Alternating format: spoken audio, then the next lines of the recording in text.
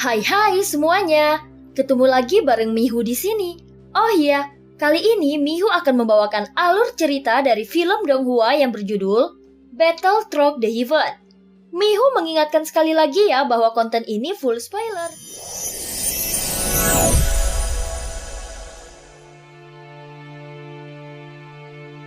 Melanjutkan dari kisah sebelumnya. Sebelumnya setelah jari penekan jiwa Xiaoyan menghantam tubuh Su Chao, Xiao Yueli langsung menyerangnya lagi dan dia langsung memenggal kepalanya. Namun saat dia hendak mengambil jiwanya, tiba-tiba kekuatan yang kuat menyelamatkan Su Chao. Pada saat yang sama, Xiaoyan juga sangat terkejut melihat kemunculan Sukiantai yang langsung menyerang ke arah formasi teleportasi. Saat ini telapak tangan raksasa yang bisa menutupi langit dan matahari langsung terkondensasi. Bahkan kekuatannya membuat Xiaoyan merasa ketakutan walaupun itu belum mendekat. Perasaan krisis yang kuat tiba-tiba menyelimuti dirinya. Bahkan perasaan ini lebih kuat dari sebelumnya. Xiaoyan tidak tahu kekuatan macam apa yang sedang dihadapinya. Tetapi ketika dia berdiri di depannya, dia merasa tubuh abadinya rentan terhadap satu pukulannya dan sama sekali tidak bisa menahannya. Xiaoyan memang berpikir bahwa bala bantuan Taisu yang datang akan lebih kuat. Tetapi dia tidak menyangka bahwa yang datang adalah Sukiantai. Meskipun dia adalah mantan Kaisar Taisu, namun dia tetaplah seorang kaisar. Dan seharusnya bukan gilirannya melakukan hal semacam ini. Kecuali ada seseorang yang lebih kuat dari Sukiantai di sini. Sehingga Sukiantai harus mematuhi perintahnya. Ini adalah satu-satunya kemungkinan yang terpikirkan oleh Xiaoyan. Tetapi sekarang bukan waktunya untuk memikirkan masalah ini. Bisa dianggap melawan kekuatan telapak tangan Sukiantai mungkin terlalu berlebihan. Jika susunan formasi teleportasi telah selesai, Xiaoyan tidak akan percaya diri menahannya. Namun dia harus berusaha untuk menyelamatkan banyak orang. Segera masuk ke formasi. Aku akan menahan telapak tangan ini. Kalau tidak, kita tidak akan bisa pergi dari sini. Ucap Xiaoyan segera berteriak. Sosoknya juga membesar lagi menjadi ukuran 100.000 kaki. Kemudian dia mengambil 7 langkah berturut-turut dan meraung dengan satu jari yang bisa memegang matahari dan bulan. Pada saat ini Xiaoyan tidak menunjukkan ketakutan atau keraguan apapun dan menggunakan semua cara yang dimilikinya. Bagaimanapun kekuatan telapak tangan ini melampaui apa yang bisa ditandingi oleh kekuatannya saat ini. Namun dengan keberadaan Xiao Yueli, Xiao Xiao, Xiaolin dan tim Fearless di belakangnya, Xiaoyan harus berjuang untuk melindungi mereka. Dua tekniknya bergerak seperti meteoroid yang melaju kencang dan bertabrakan langsung dengan kekuatan telapak tangan Sukiantai yang mengerikan. Namun kekuatan 7 langkah dewa pembunuh dan jari penghancur bintangnya sama sekali tidak dapat bertahan walau sejenak. Pada akhirnya keduanya runtuh dan hancur.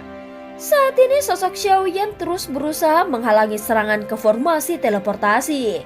Xiao Yueli menyaksikan pemandangan ini dengan gugup. Saat telapak tangan raksasa jatuh, sosok Xiaoyan terus membesar hingga mencapai 150.000 kaki. Pada saat ini tampaknya Xiaoyan sedang berada dalam keadaan krisis. Namun ada aliran kekuatan yang terus mengalir ke arah Xiaoyan dari segala penjuru. Klan Yuanzhen, sungguh di luar dugaan. Ternyata masih ada klan Yuanzhen yang selamat dan bersembunyi di Sensi. Tubuh ini tidak bisa disia-siakan dan perlu dimurnikan dengan baik. Mungkin ada baiknya untuk memurnikan klan Yuanzhen menjadi tunggangan. Ucap Sukiantai mencibir saat melihat tubuh besar Xiaoyan dan mengabaikan ukurannya. Tampaknya dia tidak peduli seberapa besar tubuh Xiaoyan dan merasa itu tidak akan memberinya ancaman sedikit pun baginya. Dan bahkan telapak tangannya yang biasa pun akan sulit untuk diblokir tubuh Xiaoyan. Aura yang begitu kuat. Kekuatan orang ini mungkin telah melampaui tingkat keempat dan telah mencapai tingkat kelima. Bagaimana kekuatan seperti itu bisa muncul di sini? Mata Xiao Yueli menunjukkan keterkejutan saat melihat Xiao Yan menggunakan darah dan dagingnya untuk menahan serangan telapak tangan Sukiantai. Alisnya berkerut dan dia segera mengencangkan cengkramannya pada sabit dewa kematian di tangannya. Ayah, formasi sudah siap. Ucap Xiao Yueli langsung mengirimkan pesan suara kepada Xiao Yan. Tetapi telapak tangan raksasa sudah berada di atas formasi. Jika Xiao Yan tidak memblokirnya, maka tidak ada yang bisa pergi dari sini. Kalian pergilah duluan. Ucap Xiao Yan berteriak dengan tajam. Dan segera tubuh besar setinggi 200.000 kaki mulai muncul. Tubuhnya juga dilapisi cahaya emas dan itu langsung meledak ke arah telapak tangan raksasa yang mengaum. Seketika suara yang memekakkan telinga bergema. Dan cahaya keemasan memenuhi langit seperti suara gemuruh guntur. Tapi itu masih tidak bisa menghentikan jatuhnya telapak tangan raksasa. Semua serangan Xiao Yan sama sekali tidak berada pada level yang sama. Seolah-olah dia seperti seekor cacing yang sedang mengguncang sebuah pohon. Terlihat tinju Xiao Yan terus-menerus mengeluarkan kabut darah emas. Daging serta darah dari tinjunya berceceran dan meledak. Semua ini dilakukannya hanya untuk menghentikan telapak tangan raksasa agar tidak jatuh ke formasi teleportasi. Faktanya mustahil dengan kekuatannya bisa menghentikan kekuatan yang besar ini. Bahkan jika Xiao Yan mencoba yang terbaik, dia sama sekali tidak mungkin bisa memblokirnya. Serangan telapak tangan terus-menerus menghancurkan sosok Xiao Yan. Setiap tekanan dari telapak tangannya membuat tulangnya meledak. Saat dia memulihkannya lagi, itu akan hancur kembali.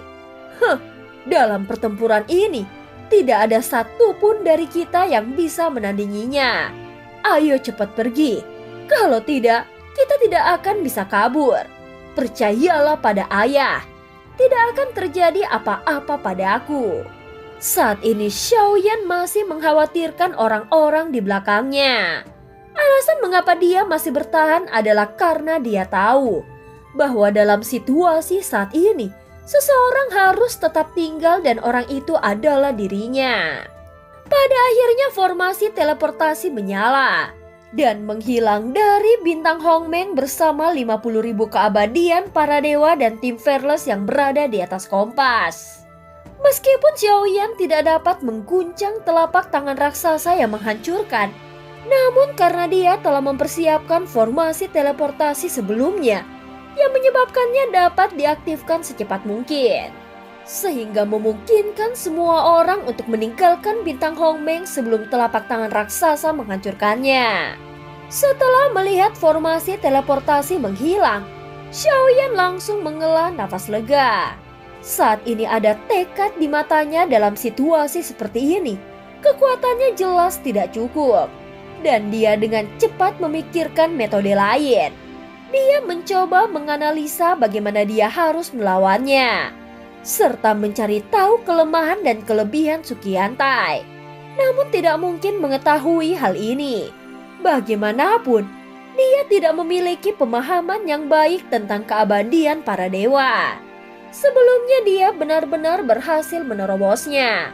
Sebenarnya kalian punya cara untuk melarikan diri sementara waktu. Tetapi setelah yang lainnya pergi, maka kalian berdua tidak diizinkan pergi dari sini. Setelah mendengar kata-kata berdua, Xiao Yan langsung tertegun. Sebelum dia melihat ke belakangnya, cahaya hitam langsung menderu ke arahnya. Terlihat di atas telapak tangan besar, cahaya hitam mengeluarkan suara yang kasar. Dan tubuhnya yang besar berguncang secara tiba-tiba.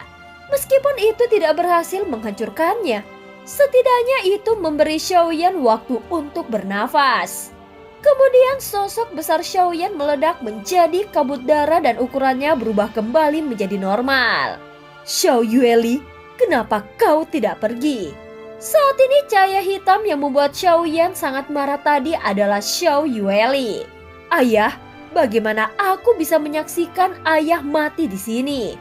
Tidak peduli seberapa kuat musuhnya, Kita akan menghadapinya bersama-sama. Ucap Xiao Yueli berkata dengan serius. Dan dia sepertinya tidak peduli dengan kemarahan dari Xiaoyan. Pada saat ini telapak tangan raksasa itu langsung mengubah arahnya dan bergegas ingin menghancurkan mereka berdua. Ayah, segelku belum terbuka sepenuhnya. Setelah semuanya terbuka, kekuatanku akan bertambah lagi. Tetapi sosok lain akan menempati tubuhku. Ayah harus membangunkanku ketika waktunya tiba. Setelah Xiao Yueli selesai berbicara, sosoknya langsung bergerak. Terlihat dia berubah menjadi cahaya hitam dan semua perban di tubuhnya juga terbakar, yang menyebabkan semua segelnya mulai runtuh. Xiao Yueli juga bergegas menuju telapak tangan raksasa yang mengaum. Saat berikutnya sabit Dewa Kematian di tangannya menggambarkan bulan purnama dengan cahaya hitam yang sangat pekat. Segera bulan hitamnya bertabrakan dengan telapak tangan raksasa.